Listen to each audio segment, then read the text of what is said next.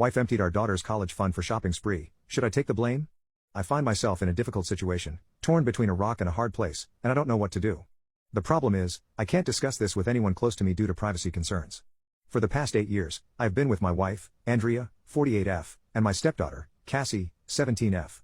I love them both dearly, but Cassie is an incredibly intelligent young woman.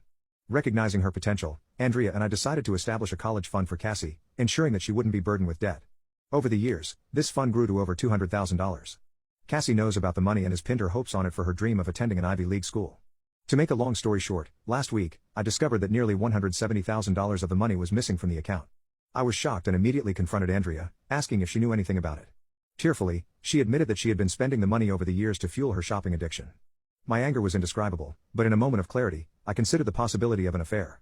I asked Andrea directly if she was having one, and she vehemently denied it. She offered any proof I needed, including access to her social media accounts, emails, and work phone. I couldn't find anything suspicious, and the receipts she showed me matched the amount spent. Reluctantly, I let go of the affair suspicion, but we still face the significant problem of the missing money. Andrea described herself as a shopping addict, and the temptation of Cassie's college fund was too strong for her to resist. She didn't offer excuses but had no immediate solution. As mentioned earlier, I was furious beyond words. Her actions had shattered Cassie's dreams of graduating from college without incurring debt, altering the course of her entire life. I asked Andrea to stay with her sister while I tried to figure out what to do. Cassie noticed her mother's absence and expressed concern, but we simply told her we needed a little space. Yesterday, Andrea returned home, and we had an exceedingly long discussion about how to handle this situation. During our conversation, she interrupted me and made a request. Andrea asked me to take the blame for her actions. To understand the context, it's important to know that Cassie and Andrea's relationship has always been strained for various reasons. Andrea feared that if Cassie found out what happened, she would abandon their relationship for good, especially considering Cassie's independent nature. On the other hand, Cassie and I share a close bond, and she often seeks my advice. Andrea didn't want to lose her daughter. But I told her that before we even entertained the idea of me taking the blame, she needed to acknowledge her mistake and take responsibility. I insisted that she attend individual therapy, and we both seek couples counseling. Furthermore, she needed to find a support group for her shopping addiction, and I would take control of our finances from now on. These were the conditions I laid out. Andrea deemed them demanding but fair. I also insisted that she confess her actions to Cassie, apologize, and hope for the best. However, she adamantly refused, stating that she could never lose Cassie. I informed her that, before considering assuming the blame, she needed to agree to my terms. Now, I find myself at a loss. The last thing I want to do is lie to Cassie, but I also don't want Andrea and Cassie to be permanently separated. Regrettably, no matter which path we choose, Cassie's life has been significantly impacted. I'm unsure how to replenish the missing money, perhaps apart from borrowing from my 401k. Do any of you have suggestions, Reddit? While divorce is an option, I still love Andrea despite her mistakes, and given my age of 52, finding someone new to date would be exceedingly difficult. Edit. After receiving a much-needed reality check from everyone here, I realize that I cannot lie to Cassie. I love her too much, and she deserves the complete truth, no matter how difficult and ugly it may be. I will speak to Andrea and explain that we need to disclose the truth together, as a condition of us staying together. Otherwise, I will initiate divorce proceedings and inform Cassie regardless. Additionally, as suggested by someone, I will record our interactions from now on to protect myself from any potential manipulation. Thank you all. Edit 2. I want to express my deep gratitude to everyone who helped open my eyes yesterday. You are all correct, I must prioritize Cassie's well-being. As I mentioned, I will be revealing the complete truth to her, even if she becomes angry and disowns me. At least I will know that I did the right thing. Furthermore, I have decided to personally finance Cassie's college education. I can gather funds from sources such as my retirement savings and inheritance, ensuring that she can pursue her dreams without financial burden. I may have to tighten my budget during retirement and work a few additional years, but Cassie's future is worth it. I highly doubt her mother would sell off her possessions, which is why I am taking this route. Regarding Andrea, I have faced criticism for considering letting her off easily, but it's easy to make such decisions when one does not carry deep feelings. However, I don't believe I can continue the relationship. What she has done is atrocious, and her addiction has ruined our daughter's future.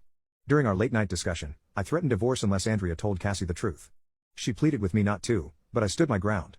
Eventually, she agreed to tell Cassie, but only on the condition that I refrain from divorcing her and assist in repairing their relationship. I'm unlikely to fulfill either request. She made her bed, and now she must sleep in it. If any updates occur, I'll likely create a new post. Thank you all once again. Update: wife emptied our daughter's college fund for shopping spree. Should I take the blame? Hello everyone, it's been a while since I last posted an update, but I finally have the time to share how things have been going. First off, I want to thank everyone here for their support during this important phase of my life.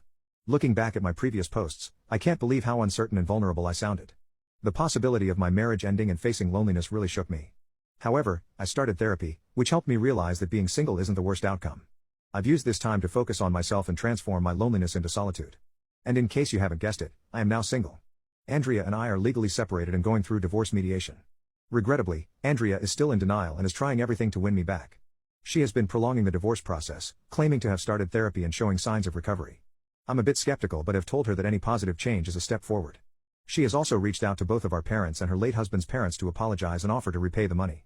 While they have forgiven her, they are keeping their distance. Cassie, our daughter, has kept her word and remains estranged from her mother until she is ready to reconnect. Some of Andrea's wealthy friends, whom she tried so hard to impress, have been visiting our home, offering their support. Though they can be nosy, they have been genuinely kind and helpful to Cassie and me in the aftermath of Andrea's betrayal. They provided emotional support, baked goods, and even spa dates. Personally, I indulged in their homemade lemon bars and oatmeal raisin cookies. Cassie, on the other hand, enjoyed the spa dates. Among these friends, Susan has been particularly present. While others seemed more interested in gathering information, Susan showed genuine care and helped me and Cassie with house chores and spending quality time. I never asked for her help, but I truly appreciate her kindness. Surprisingly, Susan and I have developed a closer friendship despite our 14-year age gap. I usually have a hard time connecting with younger people, even if they are adults. Now, on to the most important update, Cassie. As a Christmas gift to cheer her up, I took Cassie and one of her friends to Montreal last month to see her favorite artist, Billie Eilish, at a festival. Cassie loved it, and we all enjoyed the beauty of Montreal. Overall, she handled the loss of her college fund remarkably well. Cassie is a diligent worker and worked tirelessly to secure scholarships. While she missed some deadlines, her chosen school offered her a generous financial aid package. Additionally, she qualified for local grants, fully covering her first year. I'm proud to say that Cassie got into her dream school, despite receiving acceptance letters and full ride offers from many others. I dropped her off there last week, and I'm confident she will excel. Now, I find myself an empty nester in this big house, facing the deafening silence. However, Susan has been there to keep me company, and I've taken up bike riding as a hobby. All in all, things are okay, maybe not great, but definitely better than before. With that, I believe I can put this chapter behind me. Hopefully, the divorce will be finalized in the coming months, allowing me to move on with my life.